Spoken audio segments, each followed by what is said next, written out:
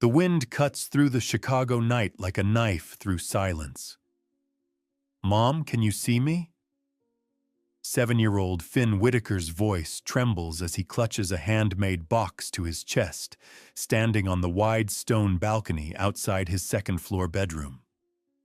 The Chicago wind whips through his pajamas as he prepares to tie his letterbox to helium balloons from yesterday's engagement party. "I made this so my words can fly to you," he whispers, his small fingers working to secure the string around dozens of letters he's written to his mother. The bedroom door bursts open. "Finn," his father's voice cuts through the wind. Thorne Whitaker, CEO of Meridian Pharmaceuticals, stands in the doorway wearing a wrinkled dress shirt and the expression of a man who's forgotten how to be a father. "Get away from that railing!" Finn turns, his small frame silhouetted against the city lights. "I'm trying to send Mom my letters, Dad. She needs to know I'm sorry." "Sorry for what?" Thorne steps onto the balcony carefully. "This is dangerous. You could fall. Maybe I want to fall. Maybe I want to go where Mom is." Thorne reaches his son and gently takes the balloon strings, but he doesn't know how to hold him properly. His hands shake not from the cold, but from realizing he's been failing his child for 3 years.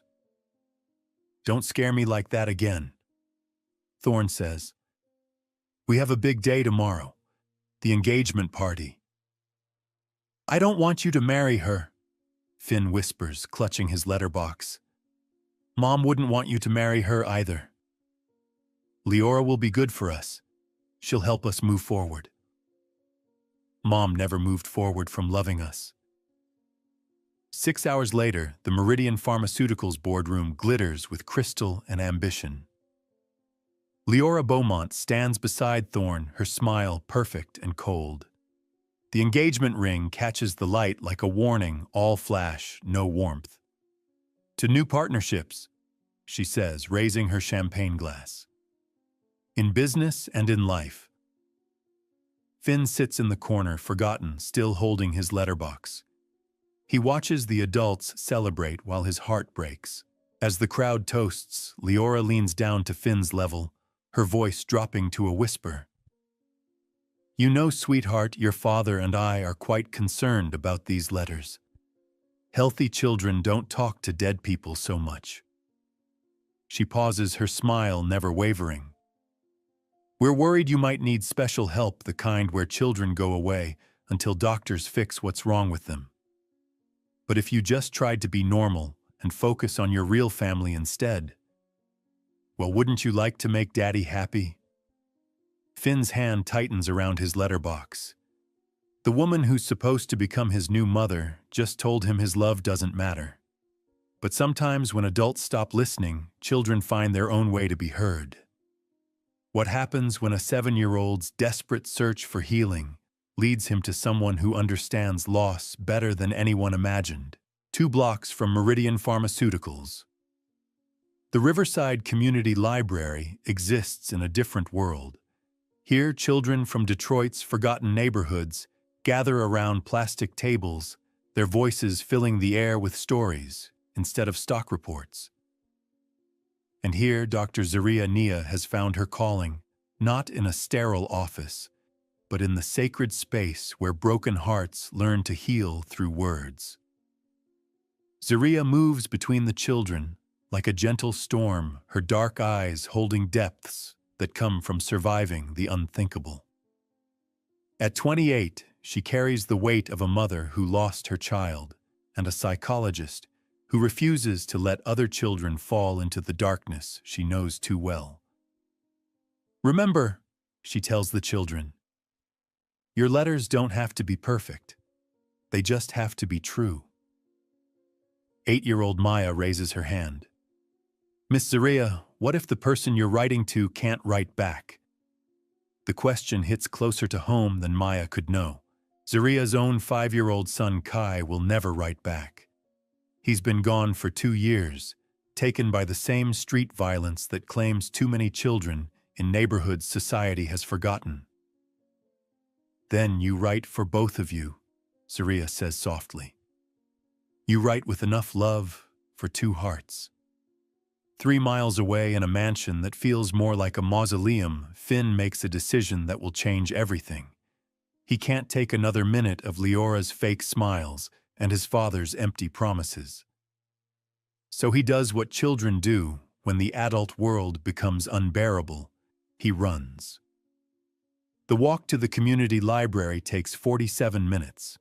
Finn knows because he counts every step, clutching his letterbox and following the route his mother used to take when she volunteered at community centers. Before the cancer. Before everything changed. When he pushes open the library doors, the warmth hits him like an embrace. Children's laughter echoes off the walls. Colored paper and crayons scatter across tables. And there in the center of it, all stands a woman who looks at him like he matters.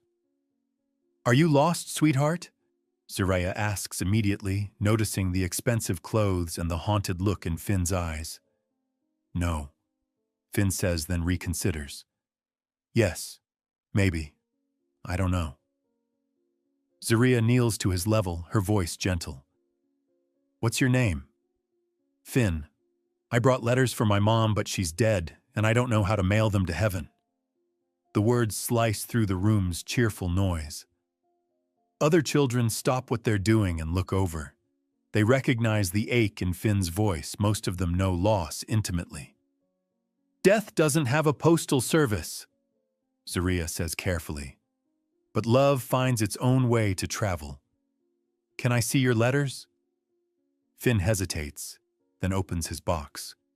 Inside are dozens of carefully folded papers, some written in crayon, others in shaky pencil. Each one begins the same way. "Dear Mom, I miss you today because..." Zariah's breath catches. These aren't the random scribbles of a child. They're the desperate communications of a soul trying to maintain connection across an impossible divide. These are beautiful, Finn. Have you thought about reading them out loud? Sometimes speaking to the people we love helps us feel closer to them. "Dad says I need to stop thinking about Mom so much. His new fiancée says my letters make everyone sad." The words trigger something deep in Zariah's chest, a protective fury she hasn't felt since the night Kai died. This child is being told to suppress his grief, to amputate his love, to pretend his mother never existed. "Your letters don't make people sad, Finn. They make people uncomfortable because they're full of real love, and real love reminds people of what they're missing in their own lives." That's when Thorne Whitaker bursts through the library doors. He's been searching for 2 hours, calling police, checking hospitals, imagining the worst. His hair is disheveled, his suit wrinkled, and his face carries the terror that belongs only to parents who've temporarily lost their children. Finn. Every head in the library turns. Thorne's presence fills the space like smoke, expensive, overwhelming, and slightly toxic. He sees his son sitting with a black woman in a community library in a neighborhood he's driven through, but never really seen. "What are you doing here?" Thorne demands his relief, transforming immediately into anger. "I've been worried sick." "I was learning about my letters," Finn says quietly. Thorne's eyes shift to Zariah, who stands slowly, meeting his gaze with calm strength. "Mr. Whitaker, Thorne Whitaker, and you are Dr. Zaria Naya. Your son came here looking for a way to connect with his mother. We were just talking about healthy ways to process grief." The word grief hangs in the air like an accusation. Thorne hasn't allowed that word in his house for 3 years. He needs to move forward, not backward, Thorne says sharply. These letters are keeping him stuck in the past. "With respect, Mr. Whitaker, your son isn't stuck. He's trying to heal. There's a difference." The children in the library watch this adult conversation with wide eyes, sensing the tension between two completely different philosophies of loss. I appreciate your concern, Thorne says, clearly ending the conversation. But Finn has professional therapists. He doesn't need... He stops, catching himself before he says something revealing.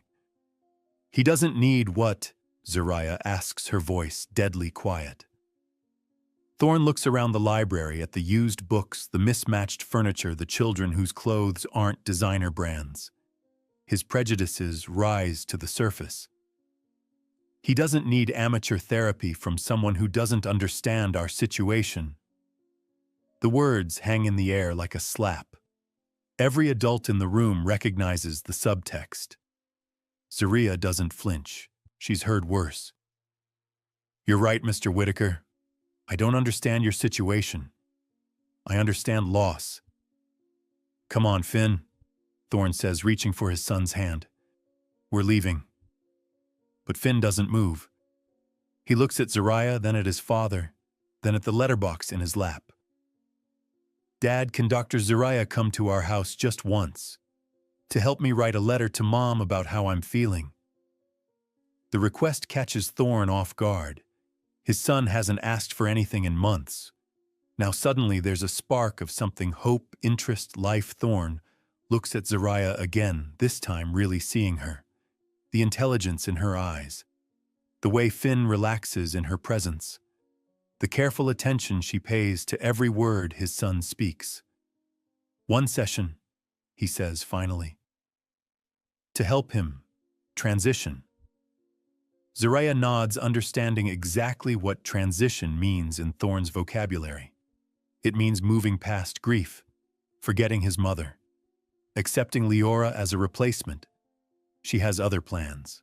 But when Zariah arrives at the Whitaker mansion, she discovers a secret that will shatter everything Thorne thought he knew about his son's healing. The Whitaker mansion sits on Chicago's Gold Coast, like a monument to money that can't buy happiness. Zariah follows Thorne through rooms that feel more like museum displays than living spaces. Everything is perfect, coordinated, expensive, and completely devoid of life. There are no family photos from after Alara's death. This is our living room, Thorne says. Leora redecorated after we got engaged. She thought it was time for a fresh start. Fresh start. Zariah notices what's missing: any trace of the woman who used to live here. Alara Whitaker has been erased as efficiently as a mistake in a business contract. Finn sits on the edge of a white leather sofa, his letterbox balanced carefully on his knees. He looks smaller in this vast space. Where would you like to talk with Finn? Zariah asks.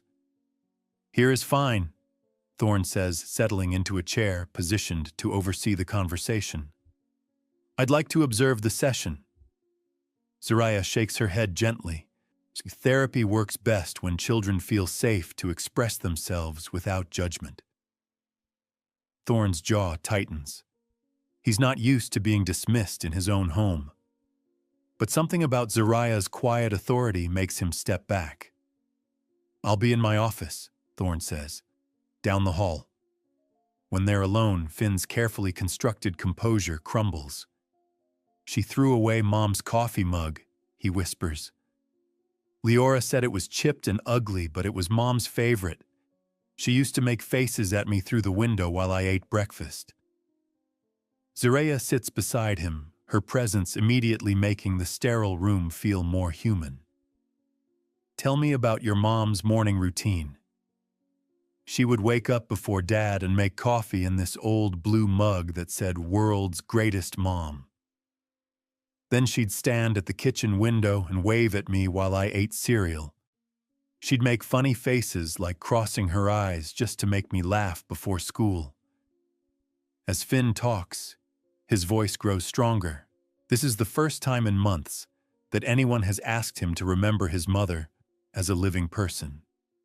The day she got really sick, Finn continues, she couldn't make coffee anymore. So I brought her the mug filled with water, and she pretended it was the best coffee she'd ever tasted. She said, Finn, when I'm not here anymore, every time you see this mug, you'll remember that love doesn't disappear. It just changes shape. What happened to the mug, Finn? Leora put it in a bag for charity. She said we needed to streamline the kitchen aesthetic. Finn's voice becomes flat. Dad didn't stop her. The betrayal in those 4 words carries the weight of a child watching his father choose a new woman over the memory of his mother. Finn, can I share something with you? He nods, looking at Zariah with eyes that seem too old for his face. 2 years ago, I lost my little boy. His name was Kai, and he was 5 years old. After he died, people kept telling me to put away his things, to move on, to stop talking about him because it made them uncomfortable. Finn's attention sharpens. Here is an adult who understands. But keeping Kai's memory alive isn't about staying stuck in the past. It's about carrying love forward. Your letters to your mom. They're not keeping you from healing, Finn. They're how you heal. Really? Really? In fact, I have something that might surprise you. Zariah reaches into her bag and pulls out a small notebook, worn with childlike drawings on the cover. This belonged to Kai. He used to write letters too. Letters to his grandmother who died before he was born. Finn leans forward, fascinated. What did he write about? Everything. His favorite foods, his dreams, the way rain sounded on our apartment roof. He wrote about being scared and being happy and wondering if dead people could still see colors. Finn's eyes widen. I write about colors too. I tell Mom about how the sunset looks different now, like maybe she's painting it from heaven. The connection forms between them like an invisible bridge. Finn, Zariah says carefully, there's something else. Something I haven't told your father yet. She pauses, studying the child's face more carefully. Something about his eyes, the way he tilts his head when he concentrates, the particular shade of his sandy hair. I think I met you before, 3 years ago at Chicago General Hospital. Finn blinks, confused. I don't remember. You were 6. Your mom was in the cancer ward for treatment. You were sitting in the children's waiting area writing on a napkin with crayons from the nurse's station.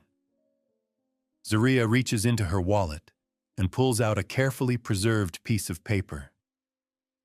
You drew this. It's a napkin with a child's drawing of sunshine in yellow crayon, and beneath it in careful first-grade letters, sadness goes away.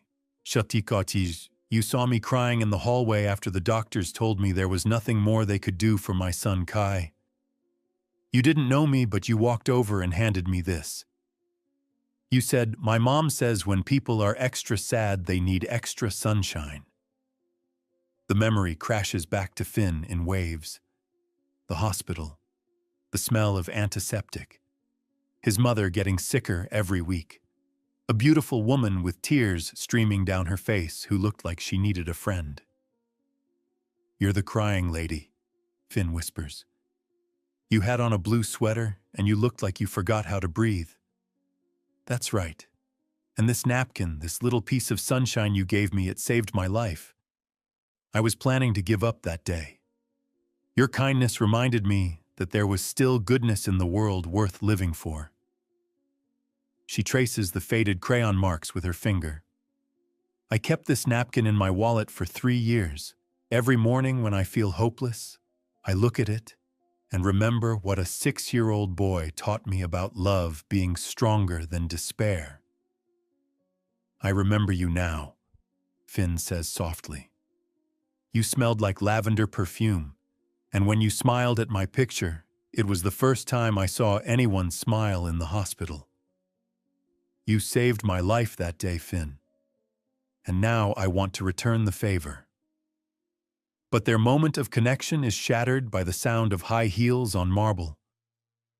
Leora Beaumont sweeps into the living room like a storm front, her presence immediately changing the atmosphere. She takes in the scene, Finn sitting close to Zariah, both of them holding tissues, their eyes red with the kind of tears that come from real conversation. What's going on here? Leora demands, her voice sharp enough to cut glass. We're having a therapy session, Zariah says calmly, instinctively, moving slightly closer to Finn. This looks more like a grief party. Leora's eyes narrow as she notices the notebook in Zariah's hands. What is that? It belonged to my son, Zariah says. Your son who's dead. The bluntness of the question makes Finn flinch. Leora's tone suggests that having a dead child somehow disqualifies Zariah from helping living ones. Yes, Zariah says steadily. My son who died. And you think that makes you qualified to counsel Finn, someone who couldn't even protect her own child? The words hit like physical blows. Finn looks back and forth between the two women, sensing the adult tension, but not understanding its full implications. Leora.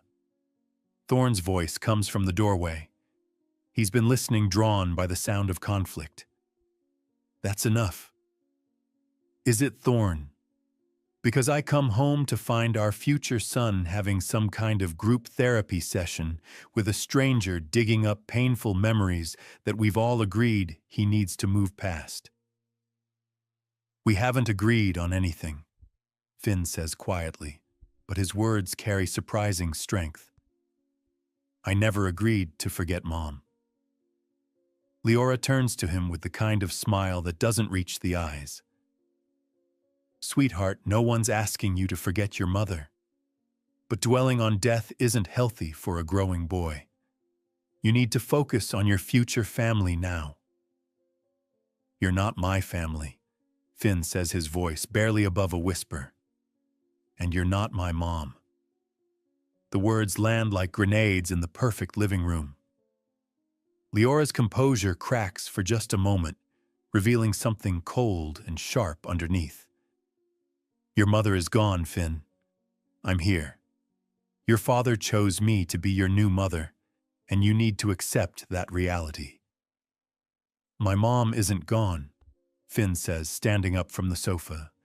She's just in a different place. And when you love someone, they never really leave. He looks at Zariah for confirmation, and she nods encouragingly. That's beautiful, Finn, Zariah says. Love is the only thing that's stronger than death. Leora laughs, but there's no humor in it. What a lovely fairy tale. Too bad life doesn't work that way. The mask is slipping. The perfect fiancée is revealing her true opinion of grief, of children, of love that doesn't serve her immediate purposes. Actually, Zariah says, standing to face Leora directly, research shows that maintaining emotional connections with deceased loved ones is a healthy part of the healing process, especially for children. What's unhealthy is forcing someone to suppress their natural grief responses. Research, Leora scoffs. From where the community college psychology program? The dismissal is loaded with implications about class education and worth. Zariah doesn't rise to the bait. From Harvard Medical School, she says quietly, where I earned my doctorate in developmental psychology before choosing to work with underserved communities. The revelation stops Leora cold. She'd assumed, based on the community library, the second-hand clothes, the black skin, that Zariah was uneducated, unqualified, easy to dismiss. Regardless of your credentials, Leora says, scrambling to regain control, Finn is our responsibility, not yours, and we've decided what's best for him. Finn looks at his father. Dad, did you decide I should stop loving Mom? Thorne stands frozen between his son, his fiancée, and a woman who's shown more genuine care for Finn in 2 hours than he's managed in 3 years. The silence stretches until it becomes unbearable. But the real shock comes when Zariah reveals the truth about why she's really here, and it has nothing to do with therapy. The next morning, Thorne makes a decision that will haunt him. He calls Zariah at dawn, his voice strained with the kind of exhaustion that comes from a sleepless night, spent questioning everything you thought you knew about yourself. I need to end our arrangement, he says without preamble. Yesterday was too intense for Finn. Leora thinks. What do you think? Zaraya interrupts gently. The question catches him off guard. When was the last time someone asked him what he thought, instead of telling him what he should think? I think. He pauses, looking out his office window at the Chicago skyline. I think my son smiled yesterday for the first time in months. I think he talked about his mother without crying. I think he seemed more like himself than he has since Ilara died. But Leora says I'm confusing emotional manipulation with healing. She says you're keeping Finn attached to trauma instead of helping him move forward. Zaraya is quiet for a long moment. Mr. Whitaker, can I ask you something? Yes. In the 3 years since your wife died, how many times have you said her name out loud? The question hits him like a physical blow. He realizes with mounting horror that he can't remember the last time he spoke Ilara's name. It's become a forbidden word in their house, a ghost they all pretend doesn't exist. We don't. You don't say her name because it hurts. Zaraya says, her voice infinitely compassionate. But Finn needs to say her name. He needs to remember her laugh, her favorite songs, the way she used to cut his sandwiches into star shapes. He needs to know that his love for her is sacred, not shameful. Thorne's throat tightens. Leora says dwelling on the past prevents us from building a future. There's a difference between dwelling and honoring. Finn isn't stuck in the past. He's trying to carry his mother's love into his future. That's not pathology, Mr. Whitaker. That's resilience. But Leora has already made her own phone calls. By noon, a private investigator has delivered a comprehensive report on Dr. Zaraya Nia. Her background, her credentials, her financial situation, her son's death, her work in Detroit's most challenged neighborhoods. Leora spreads the documents across Thorne's desk like evidence in a criminal trial. Look at this, she says, pointing to a police report. Her son was killed in a gang shooting. Drug-related violence. She couldn't even keep her own child safe, and now she's trying to influence ours. Thorne scans the reports, feeling sick. Kai Nia, age 5, killed by a stray bullet during a dispute between rival dealers. Zaraya found his body. She spent 6 months in psychiatric care afterward. She's projecting her trauma onto Finn, Leora continues. She sees her dead son in him, and she's using our family to work through her own unresolved grief. The words are clinical, precise, and devastating. They reduce Zaraya's genuine care for Finn to pathology, her professional expertise to personal delusion. Maybe we should talk to her about this, Thorne says weakly. Talk to her, Thorne. She's been lying to us. She didn't mention that she met Finn at the hospital. She didn't mention that she's been following our family for 3 years. Following us, Leora produces more documents records, showing that Zaraya has made donations to Meridian Pharmaceuticals' Children's Cancer Research Fund. Articles she's written mentioning the company's work. Evidence that she's been tracking their family since Ilara's death. She's obsessed with us, Leora says. She sees Finn as a replacement for her dead son, and she's manipulating you both to satisfy her own psychological needs. The evidence is damning when presented this way. Thorne feels the weight of his own parental fears. What if I'm wrong? What if I'm putting my son at risk? What if I can't trust my own judgment? I'm calling security, he says finally. She's not to come near our house again. But Finn has already made his own plans. That afternoon, while Thorne is in board meetings and Leora is at her spa appointment, Finn walks the 3 miles to the community library. His letterbox is tucked under his arm, and his small face is set with determination that would make his mother proud. The children's writing group is in session when he arrives. Zaria looks up from helping a 10-year-old with a poem about his deployed father, and her face brightens when she sees Finn. "Hey, Sunshine," she says, using the nickname that came naturally after yesterday's revelation. "What brings you here?" "I need to tell you something important," Finn says solemnly. "And I need to give you something." He sits in the circle with the other children, looking tiny among the older kids, but somehow belonging completely. These children understand loss in ways that the kids at Finn's private school never will. "My dad isn't letting you come to our house anymore," Finn announces matter-of-factly. "Leora told him you're dangerous." Several children gasp. They adore Zaria. She's the adult who listens without judging, who helps them find words for feelings they didn't know how to express. "Why does she think Dr. Zaria is dangerous?" asks Maya, the 8-year-old, who asked about writing to people who can't write back. "Because she helps people remember love," Finn says with startling clarity. "And Leora doesn't want me to remember loving my mom." The simplicity of his analysis cuts through all the adult complications and psychological theories. This is a child who sees truth clearly. "Finn," Zaria says gently, "your father is trying to protect you.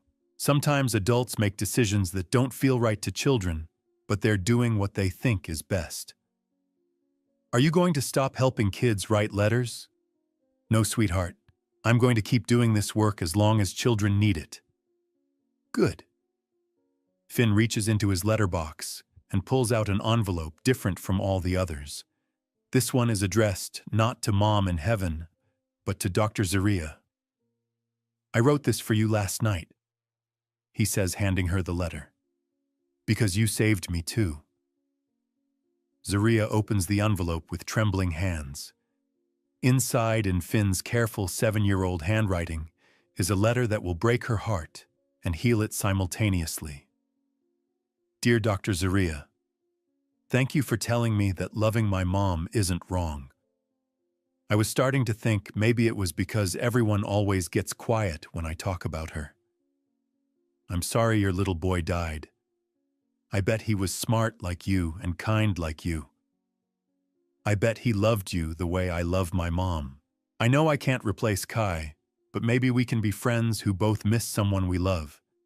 Maybe we can write letters together and remember that love doesn't die even when people do. Also, I asked my mom in my prayers to say hi to Kai if she sees him in heaven. I told her to tell him that his mom is helping other kids down here and that he should be proud. Love your friend, Finn P.S. I found Mom's coffee mug in the charity bag and took it back. It's hidden in my room now. Leora can't throw away love." Zaria presses the letter to her chest, tears streaming down her face. The other children watch in respectful silence, understanding that they're witnessing something sacred. "Finn," she whispers, "this is the most beautiful letter anyone has ever written to me. Do you think Kai can see us being friends? I know he can. And I know your mom can too." That evening, Leora discovers the empty space in the charity bag where Alara's mug used to be. She finds it on Finn's nightstand, filled with freshly picked dandelions, the same flowers Alara used to call sunshine weeds when she helped Finn plant his first garden. "Where did you get this?" Leora demands, holding up the chipped blue mug. "It's mine," Finn says simply. "It was my mom's, which means it's mine now. I put this in the charity bag for a reason. We're creating a new family aesthetic and this doesn't fit. Then maybe I don't fit either." The words hang in the air between them, loaded with more meaning than a 7-year-old should have to carry. Leora's mask slips completely. "You know what, Finn? You're right. You don't fit. You're a sad little boy clinging to a dead woman, and you're making everyone around you miserable. She regrets the words the moment they leave her mouth, but it's too late. Finn's face goes completely white. Your father deserves happiness. She continues, unable to stop herself now that the poison has started flowing. He deserves a wife who's alive, and a son who isn't constantly reminding him of what he lost. If you can't accept that, maybe you should go live with your grandparents. Finn stares at her for a long moment, his young mind processing the full implications of what she's just said. Then he does something that will haunt Leora forever. He smiles. My mom used to say that people who are mean to children are usually just scared children themselves, he says with devastating gentleness. I'm sorry you're so scared, Leora. I'm sorry you don't know how to love someone without trying to erase the people they loved before. The forgiveness in his voice is worse than anger would have been. It exposes Leora's cruelty as petty and small, revealing her true character in a way that will be impossible to deny. And you know what else? Finn adds, clutching his mother's mug. My mom really is watching, and she sees how you treat me when Dad isn't around. She sees everything. The words send a chill down Leora's spine, as if Alara Whitaker's ghost has just walked through the room. But the real devastation comes when Thorn finally learns the truth about who Leora really is and what she's been saying about his son behind closed doors. The truth has a way of surfacing at the worst possible moments. 3 days later, Thorn returns home early from a pharmaceutical conference in Boston to find his house in chaos. Finn is missing again, and Leora is on the phone with private security. Her voice sharp with irritation rather than worry. I don't care what it costs, she's saying. Find him and bring him back. This running away nonsense has to stop. What happened? Thorn demands, dropping his briefcase. Your son had another one of his episodes. He claimed I was being mean about his dead mother, which is ridiculous. I simply reminded him that dwelling on the past isn't healthy. Something in her tone sets off alarm bells in Thorn's head. What exactly did you say to him? I told him the truth, Thorn. That his constant mourning is making everyone miserable, and that if he can't accept our new family structure, perhaps he'd be happier elsewhere. The words hit Thorn like a physical blow. Shoo. You told my 7-year-old son he should live elsewhere. I suggested his grandparents might be better equipped to handle his emotional needs. Thorn stares at his fiancée as if seeing her for the first time. This woman he was planning to marry, told his grieving child that he wasn't wanted in his own home. Where is he now? Probably at that ghetto library with his new obsession. I called security to retrieve him. The casual racism in her voice, ghetto library, makes Thorn's stomach turn. He's starting to see the pattern of small cruelties that Finn has been enduring while he's been too busy to notice. Cancel the security team, he says quietly. What? Cancel them. Now. I'll find Finn myself. Thorn, you're being ridiculous. The boy needs discipline, not coddling. The boy needs a father who protects him instead of exposing him to people who think his grief is inconvenient. The accusation hangs between them like a declaration of war. Thorn finds Finn exactly where Leora predicted, at the community library, sitting in a corner with Zaria and a small group of children. But he's not having a therapy session.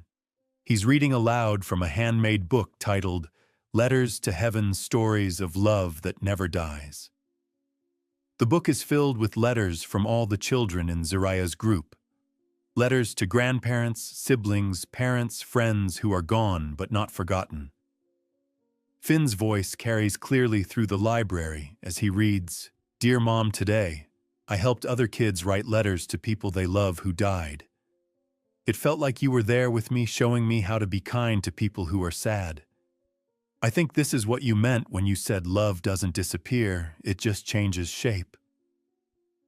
Thorn watches from the doorway, his heart breaking and healing simultaneously. This is his son, not the quiet, withdrawn ghost who's been living in their mansion, but the vibrant, empathetic child Ilara raised. The child who's been slowly suffocating in a house where his love isn't welcome. When Finn finishes reading, the other children applaud. Zaria gives him a hug that he melts into, completely the kind of unconditional acceptance he hasn't received at home in 3 years. "Finn," Thorn says softly. His son turns, and for a moment Thorn sees fear in those young eyes. Fear that he's in trouble again for remembering his mother. Fear that he'll be dragged back to a house where his authentic self isn't allowed to exist. "Dad." Finn's voice is small, uncertain. Thorn kneels down to his son's level, right there in the middle of the library, surrounded by children who understand loss better than most adults. "I'm sorry," he says, and the words feel like they're coming from the deepest part of his soul. "I'm sorry I let someone make you feel unwelcome in your own home. I'm sorry I let someone tell you that loving your mother was wrong. I'm sorry I've been such a terrible father." Finn's eyes fill with tears. "You're not terrible, Dad. You're just sad too, but you don't know how to show it." The observation is so accurate, so compassionate, that it takes Thorn's breath away. His 7-year-old son understands him better than he understands himself. "You're right," Thorn admits. "I am sad. I've been sad for 3 years, but I thought if I ignored it, it would go away. Instead, I just pushed you away." Dr. Zaria says sadness isn't something you fix, Dad. It's something you carry until it gets lighter. Thorn looks at Zaria, who's been watching this father-son reunion with tears in her eyes. "Dr. Nia, I owe you an apology too. I let someone convince me that you were dangerous when you were actually saving my son. You were trying to protect him," Zaria says gently. "That's what good fathers do. Good fathers don't choose women who hurt their children. Good fathers don't let their grief make them blind to their children's needs." He turns back to Finn, taking his small hands in his larger ones. "Finn, I want you to know something. Your mother was the most important person in my life until the day you were born. Then you became the most important person in my life. When she died, I forgot that for a while. I let work and fear and bad advice make me forget. But I remember now. Does that mean I can keep Mom's coffee mug?" Thorn almost laughs at the simplicity of the question. His son isn't asking for grand gestures or expensive toys. He just wants to keep one chipped mug that connects him to his mother's love. "You can keep anything of Mom's that makes you feel close to her. In fact, I think it's time we brought some of her things back out. Her pictures, her books, her favorite music. We've been living like ghosts, Finn. It's time to live like people who carry love forward." But the confrontation with Leora happens in a very different way, one that will expose her true character to the entire world. The next morning, Thorn receives an urgent call from his head of communications. "Sir, we have a serious problem. There's been a security breach in our email system." Thorn's blood runs cold. "What kind of breach?" "Our IT department discovered that someone accidentally forwarded a chain of private emails to our company's transparency mailing list, the one we use for board communications and media releases, including some emails from Miss Beaumont that are problematic." The explanation is mortifying but believable. A new intern in Leora's department, trying to forward quarterly reports to the board, accidentally selected the wrong distribution list. Instead of sending financial documents to 5 board members, she sent weeks of Leora's private email correspondence to 300 journalists, investors, and transparency advocates. Within an hour, the story is everywhere. Chicago Tribune, social media, local news channels, all featuring screenshots of emails Leora sent to potential business partners, describing Zariah in terms that make Thorne's stomach turn. "People like her don't belong in our circles," one email reads. "This community activist with her sob story about her dead child is clearly trying to manipulate my fiancé for financial gain. We need to be very careful about letting these types access our resources." Another email sent to a pharmaceutical industry contact is even worse. "The woman is from the inner city, Detroit's worst neighborhoods. She may have credentials, but she doesn't understand our world or our values. I'm concerned she's filling Thorne's son with inappropriate ideas about grief and loss." The emails reveal not just casual racism and classism, but a calculated campaign to discredit Zariah professionally. Leora had been working behind the scenes to destroy the reputation of a woman whose only crime was helping a grieving child. When Thorne confronts Leora that evening, she's already packing. "I suppose you've seen the news," she says coldly, folding designer clothes into expensive luggage. "How could you write those things?" Thorne's voice shakes with rage and disgust. "How could you try to destroy someone who's only shown kindness to my son?" "I was protecting our interests, Thorne.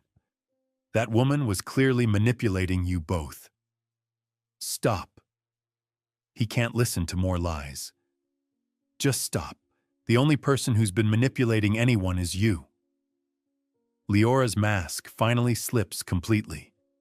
"You're damn right I was manipulating things. Do you have any idea what it's been like competing with a ghost? Your precious Ilara, your broken son, and now this savior complex woman who sees your dead wife in every grieving child. Ilara's name is not to come out of your mouth ever again." Why? Because the truth hurts. Because you can't handle the fact that your wife is gone, and your son is damaged, and you've been too weak to move forward. The words hang in the air like poison gas. "You're right about one thing," Thorne says quietly. "I have been weak. I was weak when I let you into our lives. I was weak when I ignored the signs of who you really are. But I'm not weak anymore." "You're making the biggest mistake of your life, Thorne. When this scandal destroys your company's reputation, when you lose board support, when you realize that choosing sentiment over strategy was business suicide, don't come crawling back." But Thorne is already walking away.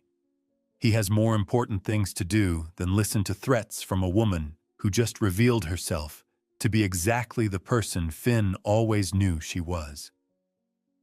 The next morning, every major news outlet in Chicago runs follow-up stories about the leaked emails.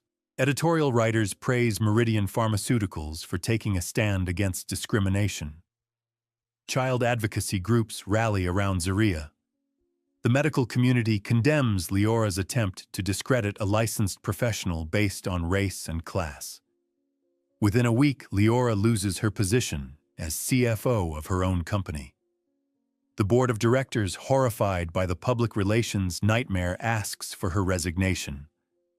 Her professional reputation in Chicago's corporate world is finished. Justice, it turns out, sometimes comes in the form of your own words being read back to you in public. After she leaves, Thorne sits alone in the living room that she decorated all white and chrome and sterile perfection. Tomorrow, he thinks he'll ask Finn to help him choose some color for these walls. Maybe they'll hang some of Ilara's paintings. Maybe they'll put up photos from happier times. Maybe they'll finally stop running from love. But the greatest healing comes when Zariah shares the real reason she's been protecting Finn and the secret that will transform all their lives forever.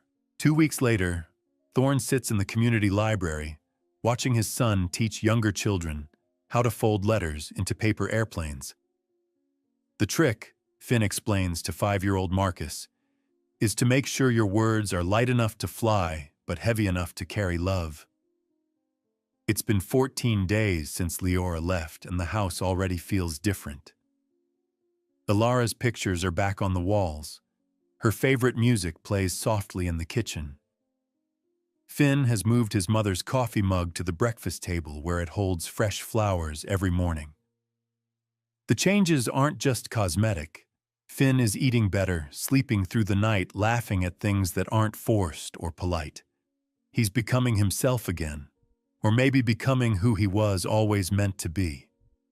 Thorn watches Zariah move among the children, offering gentle guidance and patient attention. She's wearing a simple dress and cardigan, her natural hair pulled back in a soft bun. She looks nothing like the polished women he used to date. Nothing like the society wives at pharmaceutical galas. She looks real. Mr. Whitaker. Marcus tugs on Thorn's sleeve. Finn says your wife is in heaven. Is that where my daddy is too? The question comes from a place of pure curiosity. Marcus's father died in Afghanistan 18 months ago. I think so, Thorn says carefully. What do you think? I think they're probably friends up there. Finn's mom and my daddy. Maybe they talk about us sometimes.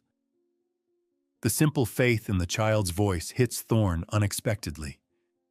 When did he stop believing in the possibility of connection beyond death?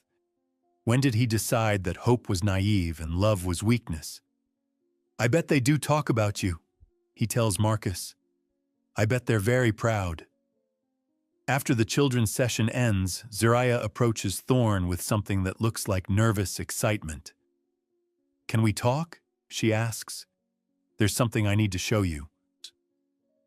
They sit at one of the small tables while Finn continues playing with the other children, close enough that they can see him, but far enough to speak privately. I've been thinking about what Leora said, Zariah begins. About me projecting my grief onto Finn, about me using your family to work through my own trauma. Thorn starts to protest, but she holds up a gentle hand. She wasn't entirely wrong. When I first saw Finn that day on the library steps, my heart did recognize something familiar. A child in pain, a father who didn't know how to help.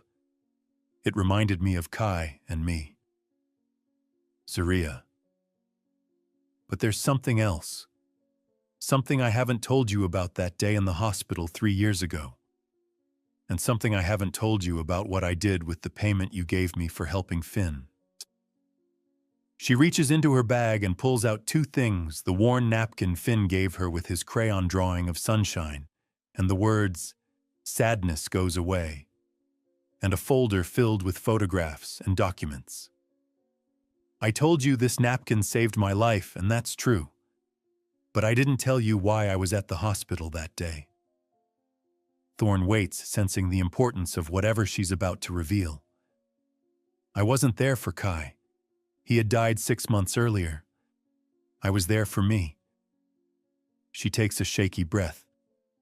I had been planning to not wake up. I had pills in my purse, and I was sitting in that hallway trying to find the courage to take them. The confession hangs between them like a fragile bridge across an impossible canyon. I thought there was no point in living in a world where children die and mothers can't protect them. I thought Kai's death proved that love isn't strong enough to overcome anything. What changed your mind? Finn, this little boy who was facing his own loss, his own fear, and instead of turning inward, he saw my pain and tried to help. He gave me that napkin and said, "My mom says when people are extra sad, they need extra sunshine." And then he asked, "Do you want to sit with me while I wait for my mom?" Zariah's voice breaks slightly. A 6-year-old child who was about to lose his mother invited me to sit with him because he thought I looked lonely. That's when I knew that love wasn't weak, it was the strongest force in the universe. Strong enough to make a grieving child reach out to a stranger. Strong enough to save a life with 3 words and a crayon drawing. Thorn feels tears welling up in his eyes. He saved you. He saved me that day, and he's been saving me ever since. But here's what I haven't told you. After you hired me to help Finn, You paid me very generously for my services. That payment, I didn't keep it. She opens the folder, revealing photographs of children in a brightly painted room filled with books, art supplies, and writing materials. I used every penny to open a free grief counseling center in Detroit. The Sunshine Center, named after Finn's drawing. We serve 43 children, now kids whose parents can't afford therapy, kids who live in neighborhoods where mental health services don't exist. Thorne stares at the photos, children writing letters, painting pictures, sharing stories. A sign on the wall reads, "Sadness goes away," in colorful letters. These kids, they're learning what Finn taught me, that love doesn't end when life does, that their feelings matter, that grief isn't something to be ashamed of or rushed through. She points to specific photos. This is Marcus, age 6, whose father died in Afghanistan. This is Destiny, age 9, whose grandmother raised her and passed away last year. This is Roberto, age 7, whose baby sister died of cancer. Zaria, this is incredible. I'm telling you this because I need you to understand that my work with Finn was never about money or professional advancement. It was about honoring what he gave me, hope that children's love can heal the world one letter at a time. She reaches deeper into the folder and pulls out more documents. I've been documenting our results. 92% of children who complete our 6-week program show decreased anxiety and improved emotional regulation. 87% report feeling less alone with their grief. Parents report better communication and understanding. Thorne flips through research notes, parent testimonials, and children's artwork. It's the work of months, maybe years. I want to expand this program, Thorne. I want to take this work national. Letters to Heaven. A healing program for children dealing with loss. I want to train other therapists, create resource materials, establish partnerships with hospitals and schools. That sounds incredible. It would require funding, significant funding, the kind that usually comes from pharmaceutical companies or medical foundations. Thorne understands immediately. You want Meridian Pharmaceuticals to sponsor it. I want you to consider it. Not because we're friends, not because of what Finn and I mean to each other, but because it's good work that will help thousands of children. Work that started because your son taught me that a 6-year-old's love could save an adult's life. She slides a comprehensive proposal across the table: research, data, implementation strategies, budget projections. It's professional, thorough, and completely separate from their personal connection. You've been planning this since the beginning, Thorne realizes. I've been hoping for this since the beginning, but the planning started after Finn saved me in that hospital hallway. Every child I've helped since then is a ripple effect of his kindness. Is that why you agreed to help Finn when I called? Zaria meets his eyes steadily. I agreed to help Finn because he needed help, and I had the skills to provide it. But I won't lie, part of me saw it as a chance to repay a debt I could never fully settle. The boy who saved my life needed saving himself. Thorne flips through the proposal, scanning research citations, pilot program results, testimonials from parents and children. It's brilliant, thorough, and represents the kind of social impact Meridian Pharmaceuticals has been trying to achieve for years. This is extraordinary, he says finally. Does that mean you'll consider it? It means I want to fund it. All of it. National expansion, training programs, research partnerships. I want Meridian Pharmaceuticals to be the founding sponsor of the Kai's Letters Foundation. Zaria's breath catches. The Kai's Letters Foundation. Named after your son, the little boy whose memory inspired this work. And the Sunshine Center will be our flagship location, continuing to serve Detroit's children while training counselors for centers across the country. For the first time since he's known her, Zaria completely breaks down. not with sadness, but with overwhelming gratitude and joy. This foundation will ensure that Kai's life, brief as it was, will touch thousands of other children. His death will have meaning beyond loss. There's one condition, Thorn adds. Zariah looks up, ready to negotiate whatever terms he requires. I want you to consider moving to Chicago. Not for me, not for Finn, but because this foundation should be headquartered here. We have the medical infrastructure, the research facilities, the corporate partnerships, and... He pauses, suddenly vulnerable. And Finn thrives when you're around. I thrive when you're around. Thorn, I'm not asking for a romantic relationship. I'm not asking you to replace Alara or to mother Finn. I'm asking if you'd consider being our friend. Our family friend. The person who helps us remember that love is stronger than loss. Zariah looks across the library at Finn, who's now reading his letter to heaven aloud to a captivated group of children. His voice is strong, confident, full of life. I'd like that, she says softly. I'd like that very much. That evening, the three of them sit in Thorn's kitchen, no longer the sterile space Leora designed, but a warm room filled with Alara's art and the sound of genuine laughter. Finn carefully pours juice into his mother's coffee mug, while Thorn and Zariah spread foundation documents across the table. So we're going to help kids all over the country write letters to people they love, Finn asks. That's the plan, Zariah confirms. What do you think? Finn considers this with the seriousness of someone much older. I think Mom would like that. She always said love was meant to be shared, not kept inside where it gets lonely. Your mom was a wise woman, Zariah says. She was, and she would have liked you, Dr. Zariah.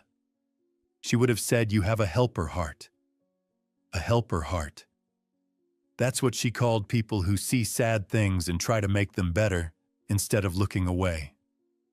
Thorn watches this exchange and feels something he hasn't experienced in 3 years, hope for the future. Not hope that the pain will disappear, but hope that it can be transformed into something meaningful. Finn, he says, how would you feel about Dr. Zariah moving to Chicago? She'd have her own apartment, but she'd be closer to us. We could see her more often. Finn's face lights up like Christmas morning. Really, you'd want to live near us? I'd love to live near you, Zariah says, if that's what you want. It's what I want more than anything. Well, except for getting Mom back. But since that's not possible, this is the best thing. The casual acceptance in his voice, since that's not possible, shows how much he's grown. He's not denying his mother's death anymore, but he's not letting it define his life either. He's learned to carry love forward. There's something else, Thorn says, pulling out one final document. I want to establish a special fund within the foundation. The Alara Whitaker Memorial Fund for Children's Grief Counseling. Your mother's name on programs that help children heal. Finn's eyes fill with tears, but they're not tears of sadness.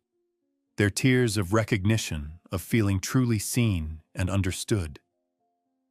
Dad, that's perfect. Mom's name helping other kids feel better. She'd love that so much. As the evening winds down, Finn announces that he has something for both of them. He disappears upstairs and returns with 2 envelopes. I wrote these today, he says, handing them each a letter. Doctor, Zariah, yours is to say thank you.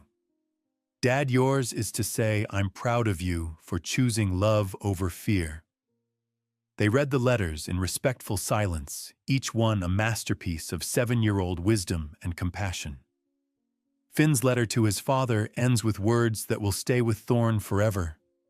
Dad, I think Mom sent Dr. Zariah to us because she knew we needed to learn how to be a family again.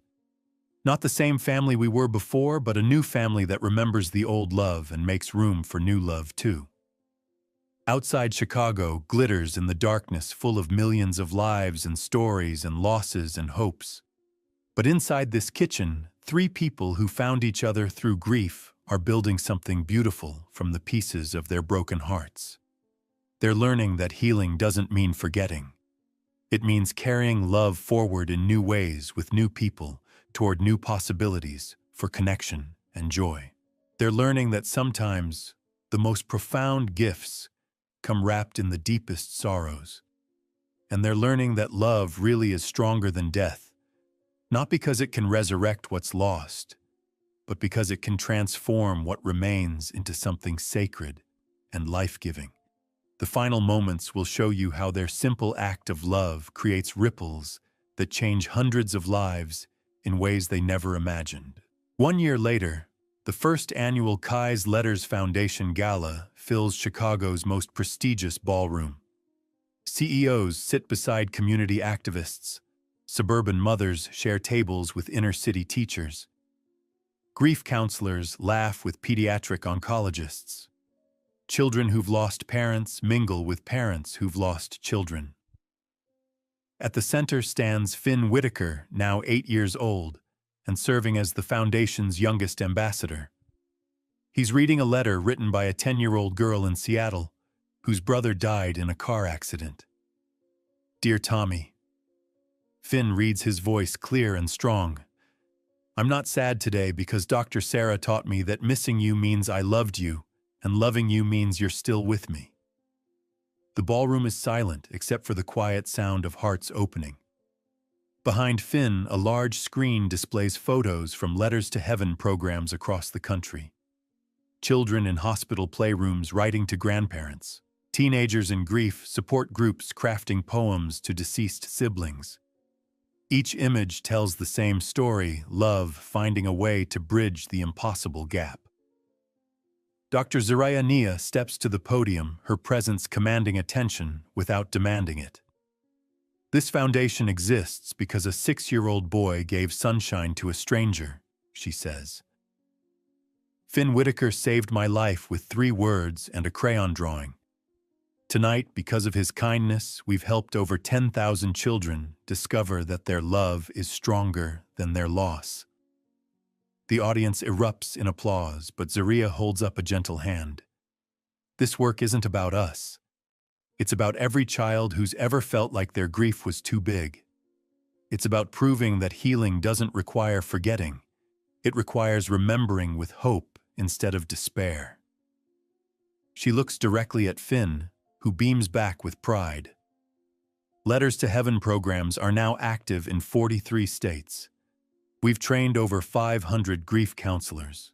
We've created safe spaces where children can speak the names of people they love without apology. The screen behind her shifts to show statistics, children showing decreased anxiety, families reporting improved communication, schools implementing memorial gardens.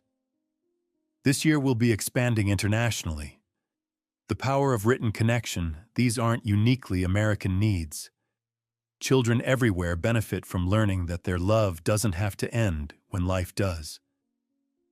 So tonight I want to challenge each of you to think about the children in your own communities. The quiet kid who seems sad.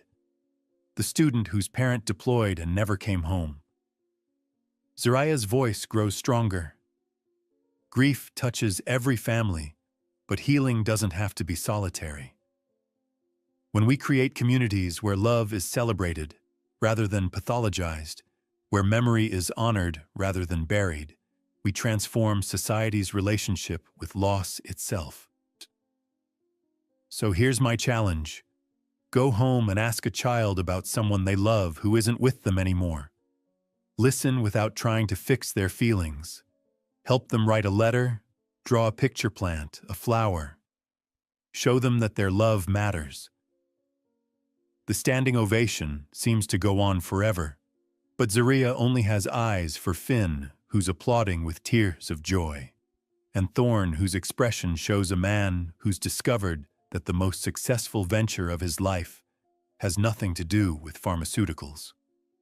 As the evening winds down, families gather around tables covered with writing supplies, composing letters to loved ones they miss. The ballroom fills with the scratch of pens on paper, the whisper of shared stories.